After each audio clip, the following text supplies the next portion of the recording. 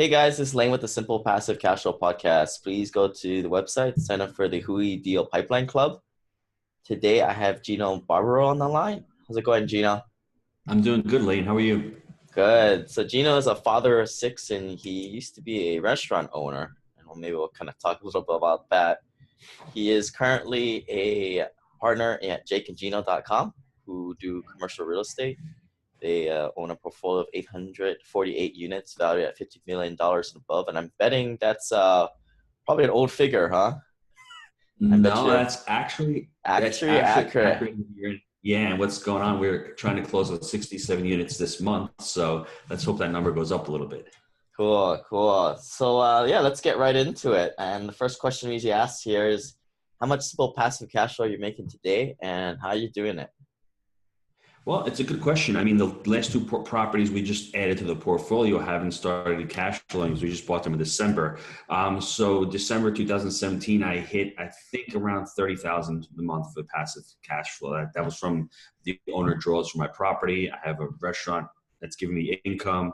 I have a four-family up in New York. And I don't know if I'd consider the Jake and Gino revenue as passive because it's active, but I do have products that I'm selling out there. So let's say between 25 and 30 grand last month that I hit. I'm hoping by the end of this year, that number will be 35,000 a month.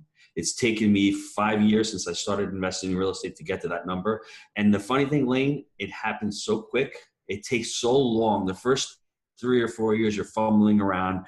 You've got $1,000 a month. Then it's 1,500. Then it's 2,000. Then it's 4,000. Then you refinance a property. Wow, you got that money. You put it into another property. It grows. And it's really, really true what happens. You start focusing it, and then all of a sudden, it just starts ballooning and mushrooming. You're like, I can't believe it happened. And looking back at it, it's been a tough 5 years, but it's been really worth it. Cool, cool. Yeah, and I want to kind of dig back before the restaurant days. Was that kind of the first gig out of high school then? Well, I graduated in 92, so I'm dating myself. So I got out in 92 and it was a pretty crappy economy. So I went to work for AIG in New York City for a year when they were a real company. And I was doing reinsurance accounting and I freaking hated it. It was boring. I tell people it's like watching paint dry. It was painful. I had to commute to the city. So I ended up saying to my dad, let's just open a restaurant. So I opened the restaurant with him. I was 23 years old and it was great. I mean, we made a lot of money. We did really well until, fast forward to the 2008 recession. So I've been doing it for over 20 years. And once 2008 hit, everything just shifted. Small businesses took a big hit, tons of competition. And I just said to myself, I'm working harder. Don't feel fulfilled. Doesn't feel like I'm contributing. My dad had just passed away. I want to look for something else. And that's how I started focusing on real estate. Yeah, so did you that restaurant business, did you kind of run it hand in hand with him? Was he like kind of did he have any experience going in? Was he kind of like a mentor or did you guys both Well, fumble through yeah. it? Well, I mean, he was an immigrant. So I opened the restaurant. My brother was a partner, my mom. So it was one small little place. We're a very busy place. But the problem was, I worked in the kitchen. The problem was there were no systems in place. It was a mom, true, what I buy in real estate. It was a mom and pop shop. You had to be there. You had to do it. You couldn't delegate responsibility. And I grew up with that mantra. And it was really difficult. And I tried to do stuff differently. And he sort of pulled me back. I'm like, Dad, maybe we can hire somebody else. And it was difficult. And I thought I was very experienced. I was very talented at what I did. I just didn't know how to grow a business. I did not know how to implement systems. And I think it's pretty ironic that with real estate, I've got almost 900 units. I was able to scale a business that I just started 5 years ago to such a large scale, whereas I was in another restaurant business for 20 years and I only had one location. So it was really being stuck in that location. And my father was great. He's a great mentor, a great teacher. But when it came to building businesses and systems, that just wasn't his forte. Yeah, so have you read the book The E-Myth by Michael Oh Gerber? yes, I've read E-Myth. I actually had Cameron Herold on our show also, he's an amazing entrepreneur as far as scaling. Took a lot of ideas from him. So I mean, E-Myth is a must read for anybody. I was the classic technician for sure. I knew what I was doing, but I mean, I didn't want to step outside the box. So part of the blame was me. Also, I can't just blame my father because it was part of me. I could have gone out, stepped out. I could have gone and opened another place by myself. So maybe it was, a lot of the blame had to do with me. But at the same time, I just wasn't reading those books 10, 15 years ago. I should have been.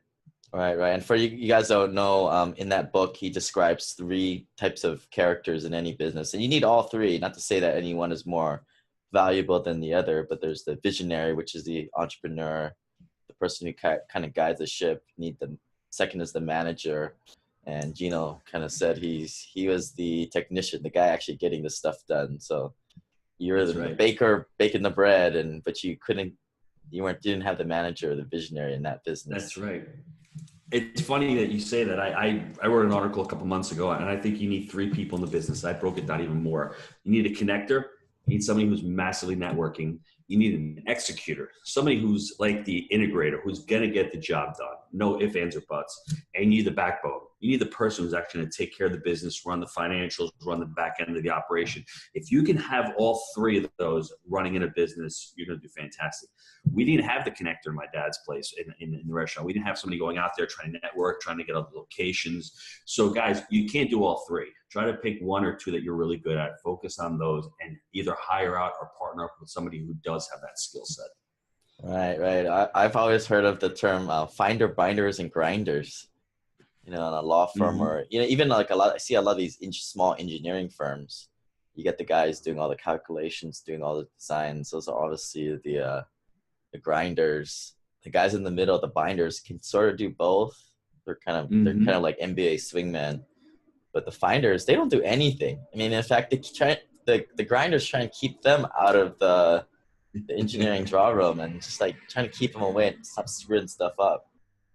Kind of the Uh-huh. same thing. So, next question here. What is your Han Solo moment? And for you guys who haven't heard this question before, Han Solo's buddy Chewbacca from Star Wars were cruising the galaxy as low smugglers, but then crossed paths with Luke and Leia, and their life took a pivot point.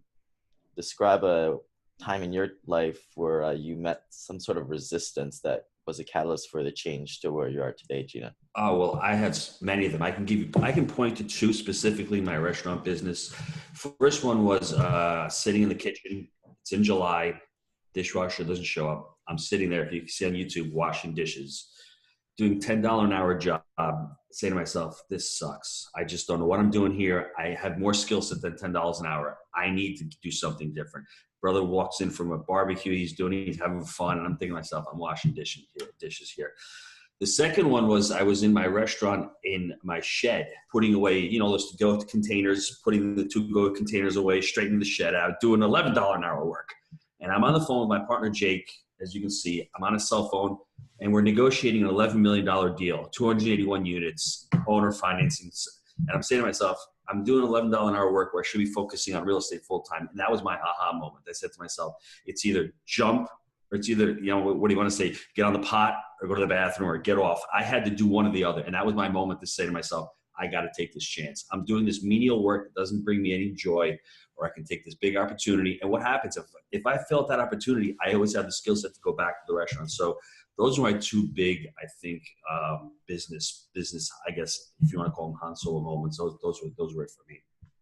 So we usually call it as either internal trigger or external trigger. So that would be probably more of an internal trigger then, right? Like you just kind of. Yeah, I think, and I'm a life coach, so most of our blocks are internal. 95% of our blocks are internal. External blocks are the economy. So back in '08, everyone focused on was what's happening externally, whether it's Obama coming in office, whether it's Trump coming in office, whether it's the tax plan. You can blame all that, but that's only about 5%. 95% is what's going on internally, whether you have the four energy blocks, we call them limiting beliefs, the interpretations, your assumptions, or the big one is your gremlins. So we have all of those. I can do a whole show about that. But guys, go into life coaching, take a look at life coaching. It was one of my most pivotal moments in my life when I said to myself, I need some personal development. So instead of reading a couple of books, I went to coaching school, became a life coach, not to be a coach itself, but to work on myself. And I had a lot of limiting beliefs around money. I'm sure a lot of your listeners do. It takes money to make money.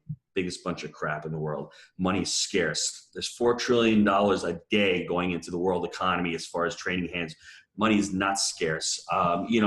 All those things I was thinking about as limiting beliefs, they were limiting my belief to grow. And I think, if you can focus on that, you can focus on personal development, take care of your house internally, you'll be able to grow as a person. You'll be able to achieve the goals that you set. Yeah, so for asking that question, what about 90, 100 times now, I probably see the vast majority as it being an external trigger. You know, someone gets laid off from a job, or the economy changes, or something falls in their lap, or it's rare that it's, they're, one gal, she was just working at the job and said enough was enough and went to their boss's room and said to quit. I guess why is that the case? Why is it normally seemingly the external trigger that people point to? Well, I mean, they need an excuse, but it's always going on internally. You're always having an internal battle, right? I think as Tony Robbins lays out, we have the 6 human needs. The first 4 needs are fundamental, whether it's significance, love, connection, or being unique, right? Those are the first 4 needs. Most of us have it nowadays. We're very fortunate to live in a really blessed society. We have those 4 needs. The fifth and the sixth needs are what people really strive for. And if they don't have these fifth and sixth needs, they don't live a fulfilled life. You have to be uncomfortable. I got really uncomfortable at my point, about 38 years old, to say to myself, I don't have growth, which was the fifth need. I wanted to be able to grow and to expand my life and to have connections with people. And the sixth one was I wanted to be able to contribute. I wanted to be able to give back. I mean, I was giving back. I was helping, I was doing a lot of mission work with, priests and all, and working with my community, but contributing in a larger way. And then, unfortunately, I fell upon the Jake and Gino platform, which has been fantastic for me. I can put a podcast on, got 5,000 to 10,000 downloads. I know I'm helping a massive amount of people, but that's what was missing to me. And I think that's what people subconsciously really yearn for. They want to be able to grow in their lives, and they want to be able to contribute. And that's what I think, is the trigger point for people. At least it was for me. Yeah. And this is your interview, but I'll say that Tony Robbins 6 needs pyramid that you just mentioned, that's a big one. It really changed my life. People probably should Google that. And although you're not really going to get the gist of it just by, reading a Wikipedia page on it. I would buy his book. I listened to his CD. I'm dating myself again, but I've got the CD. I mean, he's got a couple of great programs there, and listen to them often, because when you're 20 years old, you hear something. When you're 21, you hear something else. Every year, as you grow in life, you start to pick out new messages. And I listen to him often. I think his message is fantastic. And it's just that power of positive reaffirmation is great to have. Right. Yeah, and if you guys want that free book, I have the ebook version. Shoot me an email at Lane at Simple Passive Cash Flow. I talk exactly about that six needs thing right there. So what's your 2-week experiment and a 6-month project that you're currently working on? Well, a 2-week experiment. I'm just starting my coaching sheet. I wish I could show you. I really laid out all my goals. I've got a weekly planner here. I'm going to see if I can continue to do that all throughout the year. Weekly is pretty simple, but I really want to focus on my annual goals and then be able to chunk them down into quarterly goals. And then from those quarterly goals, take them over to monthly goals. And then from monthly, go them into weekly. My 6-month goal, we are having a live event in October of this year. So I need to set the whole sales page up, need to sell 300 tickets. So that's my big goal, to get 300 Jake and Gino members in October in Charlotte, North Carolina. We had one back in November. Our first one, we had 200 people at Knoxville, and that was actually pretty impressive because it's such a pain in the neck to fly into Knoxville. So we wanted to do it in our backyard, but that's my goal. My goal is to really have a really big, successful live event. And obviously we want to get to 1,000 units with our own money. We're at 850 right now, maybe pushing 920 units with this acquisition, and hopefully we can get to 1,000 units before we syndicate. And I guess the final one is we want to syndicate a large deal by the end of the year. So that's on our plate also. Yeah. So what is your simple passive cash flow number that you're shooting for? Any kind of goal that you're hitting? Yeah, to get to 40,000 a month, I'd love to be able to do that. That'd be a huge accomplishment for me. And what kind of a day would that create for you? Kind of a routine? I want to say December 31st of 2018. That's what I'm shooting for. And what kind of what would that buy? What kind of lifestyle would that buy? Well, what does that mean to you?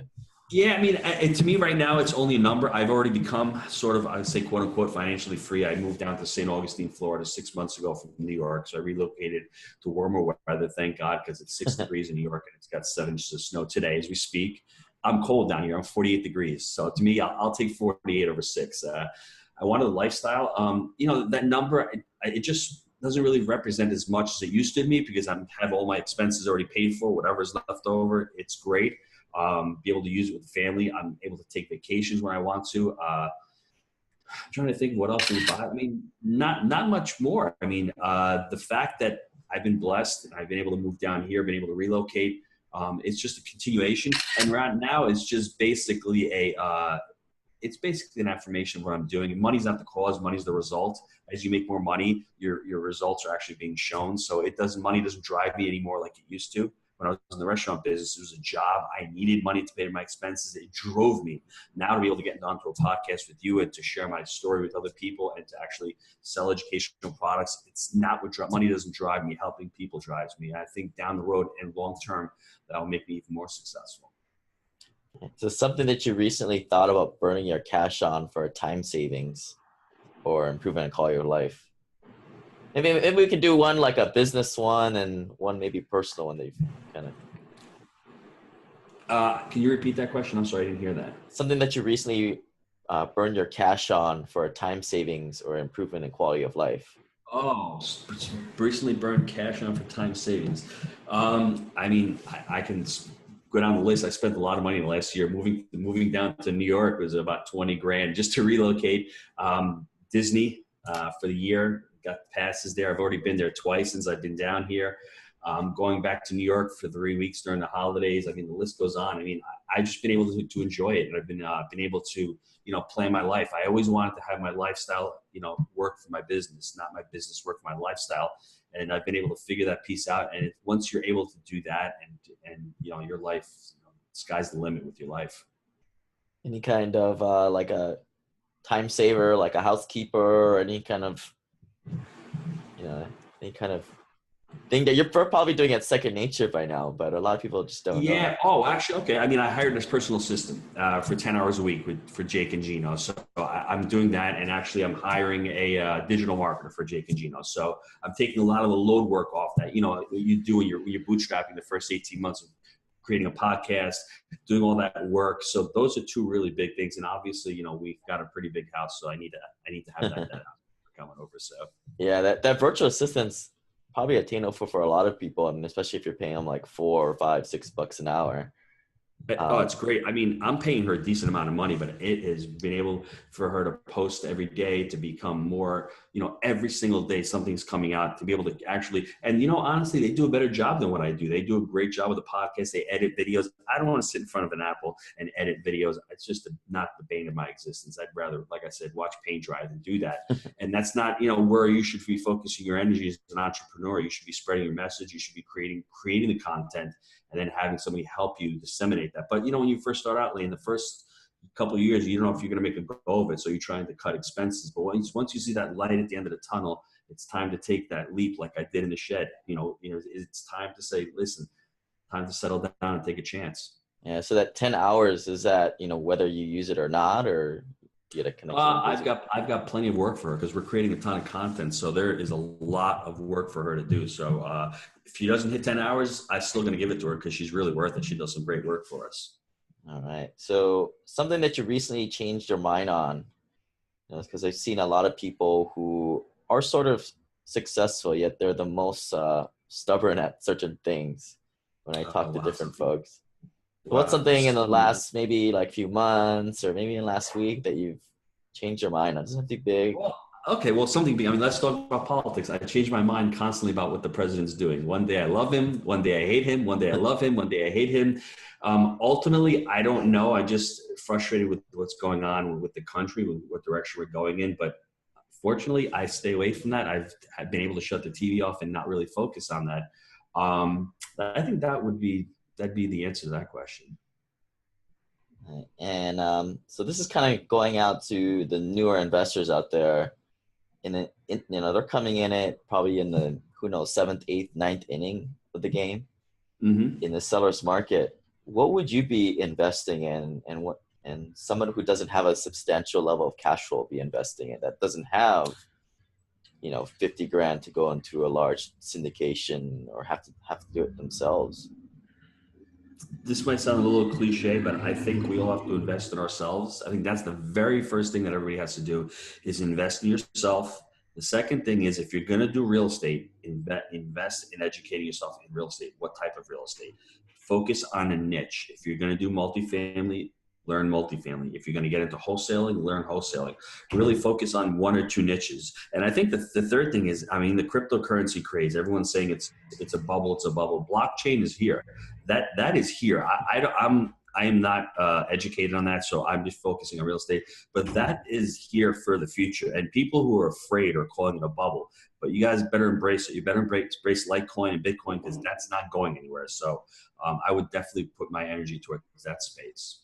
Yeah, I think we were mentioning it like a couple of weeks ago when we were talking, and I liked what you said. You know, I don't know how much money you put in. You probably threw in, you know, a few $1,000 or 10 or 20 grand, or just to have some skin in the game and learn it, right? Because if you don't if you don't have money on the table, you're not even learning about it. And I put in $2,500 a couple of weeks ago. I'm down $500. I'm down to 2,000, but it gives me the wherewithal to be at least on Coinbase, at least figure out what's going on, see where Litecoin's trading, looking at the charts, seeing that there's a big influx going on right now, and just being part of it and having fun. I mean, I wouldn't throw 300 grand into it because I don't know anything about it, but a couple $1,000 is always a great place to start. It'll force you to actually get into the space.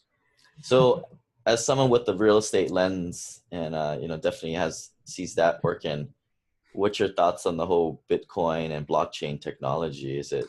I mean, it's not a hard asset. That's the problem, right? It's not. And that's the problem. So one of my partners is a commodities trader, and he's, you know, Jake, myself, and him, and he's struggling with it because it's hard to value. It's hard to put an asset value on it. When you have a multifamily property, let's say 25 units, you can sort of put a value on it. You take the income of the property, you take comps on the property, you take the cap rate of whatever the market is, and you can figure out and come up with an assessed value on the property. Take a look at the cash flow from operations. If you want to discount them into the future, you can come up with a certain value. Right now, it's the Wild West. It's how do you actually value Bitcoin and how you put a value on it. That's where I think he's struggling, and I think you need to do a lot more research on it. That's why I don't want to go all in right now, because I just don't know. And, you know, they're very, very, I guess, beginning investors are the ones who always get slaughtered. That's what ends up always happening. They're the first guys who get out there. They get slaughtered, then the market calms down, and you start figuring things out. But like I said, it's here. It's here. It's going to take over. Right. I think you're just hearing a lot of noise on it. I mean, you don't really need that much money to get into it. And heck, you don't even need to make a trader account. You just download an app.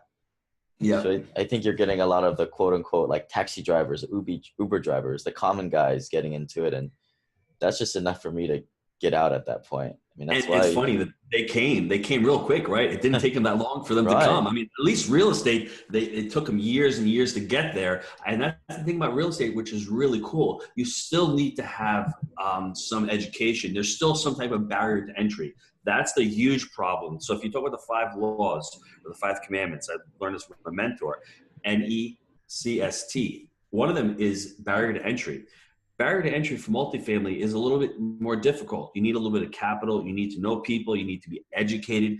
With Bitcoin, Litecoin, with stocks, it's hitting a button. You're basically in, you're basically out. So when you're in that type of business, there's less profitability in a business that has a much easier barrier to entry, because more people get into it. The more people into it, the less profitability, the less profit margin there is. So that's one of the things that I see with trading stocks and with trading any kinds of paper assets like that. You know, the barrier to entry is so quick. It's so easy to get into. There's less profitability in it. All right. And to your point, I see short-term rentals as kind of the same thing.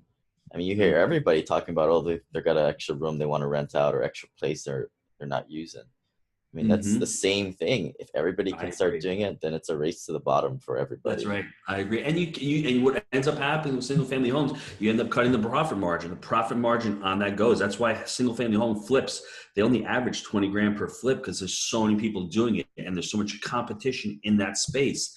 That's the problem. That's why I want your listeners really to take a hard look at multifamily, because the demographics for multifamily are fantastic. I don't care what anybody says. Down the road, you have 150,000 affordable units that you need per year. There's only 50,000 coming on board. The tax code is going to affect that. It's probably going to be less than 50,000. So there's going to be, I don't want to call it a crisis, but people need affordable housing. Less people are buying homes. So where are they going? They're going to have to rent. Baby boomers are retiring and downsizing and renting. They want to be able to go on vacation. what's going to happen. Self-storage is going to benefit from it also, but multifamily, I think down the road in the future is going to have, it's going to be a strong sector, I think, for the future also. All right. I'm the same boat as you. I believe in it. I do. So you're going to like this last question. This is the Tony Robbins question. So as you know, he identifies two large concepts that we're continually struggling to gain perfection at. The first is the art of fulfillment, and the second is the science of achievement. So if you died tomorrow and I were to email this to your kids a couple of decades later when it would make a little bit more sense to them, what would you say would be your secret or hack to the science of achievement? Kind of habits do you have there? Any like morning or nighttime rituals? Any thoughts on how do you keep achieving?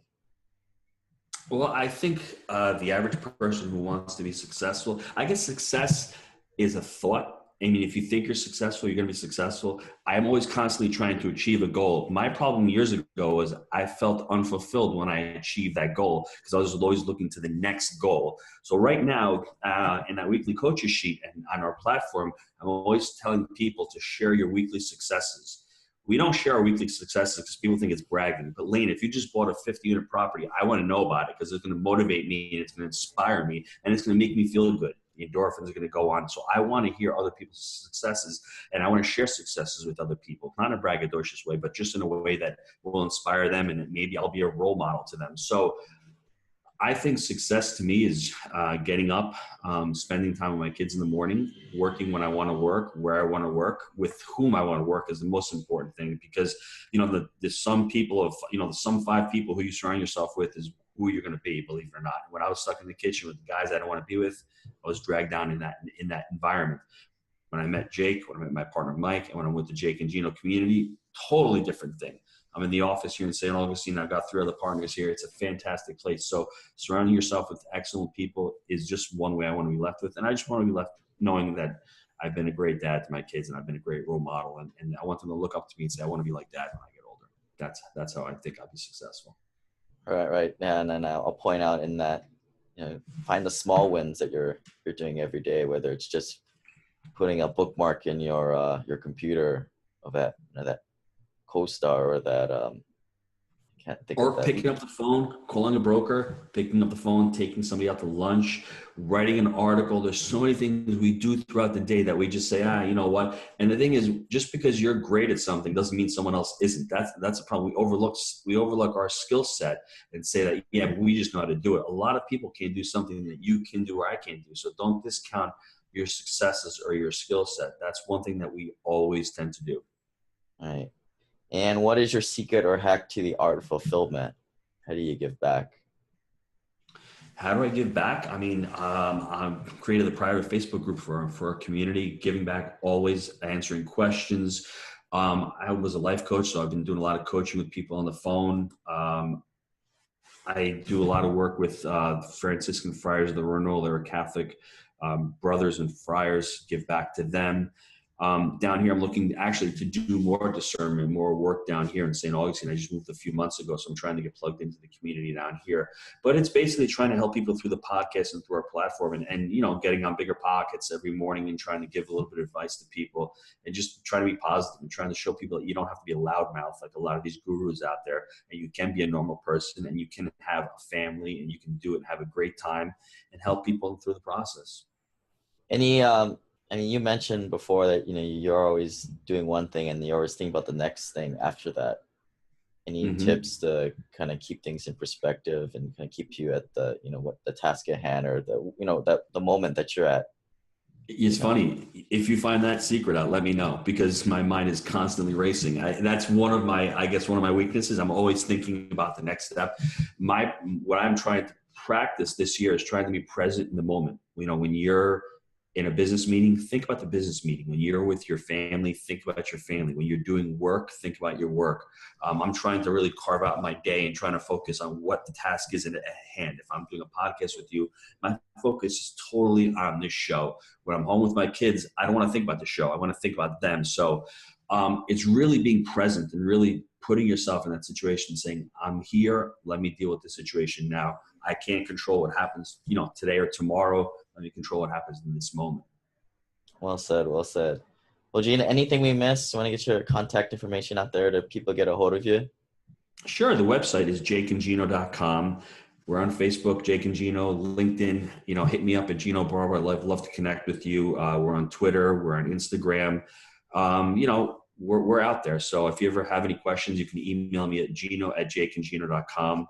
We have a podcast called Wheelbarrow Profits. So, the word is getting out there slowly but surely, and it's been a lot of fun. It's been great. Yeah, and I will say I am in your guys' private Facebook group. I think I snuck in there when it was the early days, so I I don't know saw if that, you brother. can. Yes. And isn't it a great platform? I mean, that's what you want. You want multifamily investors who are asking questions and giving advice. And every now and again, if you have a great article, throw it on there. And it's just amazing what one little article would do for somebody, or one kind word, or one success story.